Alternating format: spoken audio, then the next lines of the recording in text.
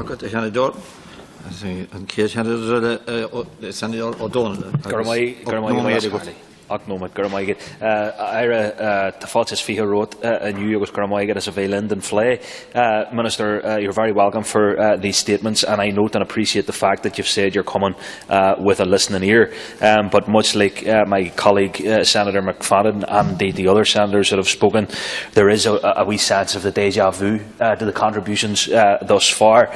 So I hope, like the previous speakers, we get to actually hear some concrete and credible proposals that will actually start to begin the process of making an impact and a tangible difference in the lives of members of our defence forces and their families. And like a lot of my colleagues, there's two issues in particular I want to hone on during the course of this debate, Minister.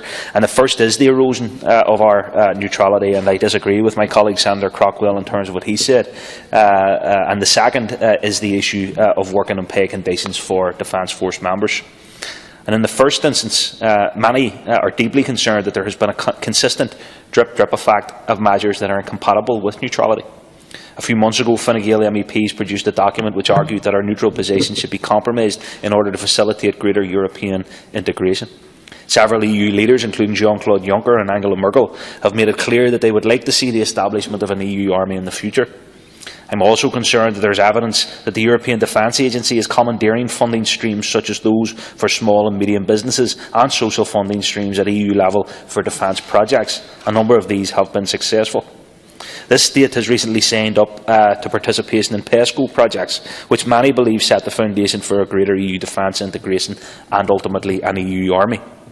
Fine Gael MEPs recently voted in the EU Parliament in favour of a report calling for each member state to spend 2% of their current GDP on defence. Currently, this state spends 0.3% of its GDP on defence. So, Minister, you would need to clarify if you support this position and if you intend to raise defence spending in line with other member states. And while Sinn Féin supports increased investment in our defence forces, in particular to address issues such as pay, we have huge concerns of proposed increases to align us with the European militarisation agenda, particularly given the need for more houses and improvement in our health services at present. We have produced a bill that seeks to enshrine neutrality in the Irish Constitution through a referendum. And we believe that most people wish to preserve our neutral position, our neutral status, and that any change to that status is a matter for the people and not the government. With respect to working conditions for the Defence Force personnel, there has been substantial cuts in pay and allowances, as has been alluded to previously. There is a huge issue with retainment and recruitment. This has been recognised by the Public Service Pay Commission, which is currently examining this issue, and the report was due last year but has been delayed. Numbers in the Defence Forces have fallen from 9,173 at the end of 2017 to 8,975 at the end of 2018. The optimum number, as you know, Minister, is 9,500.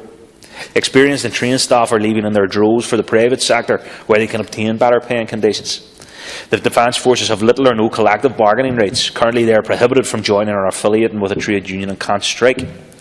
We have proposed legislation that would provide for collective bargaining rights for Defence Forces and the Gardaí.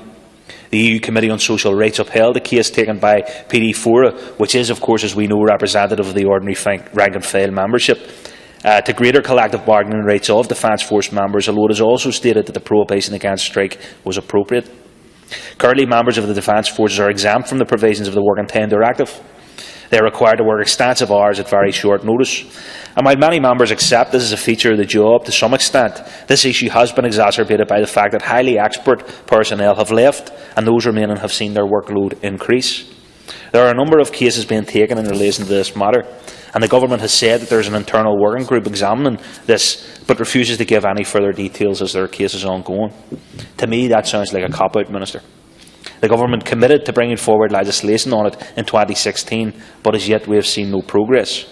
Instead, Defence Force members have been forced to take cases to the High Court, and I believe that's a disgraceful necessity.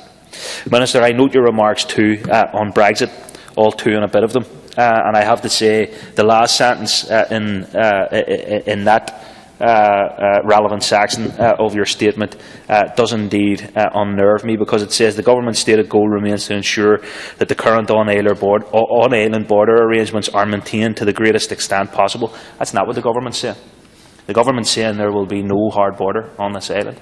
The government saying there will be absolutely no way, come hell or high water, will there be any infrastructure or any mechanics or any manifestation of a hard border on our island. So, and I heard that reaffirmed as recent as the Justice Committee this morning by the Justice Minister when he was in relation to Gardaí numbers and presence along the border as well.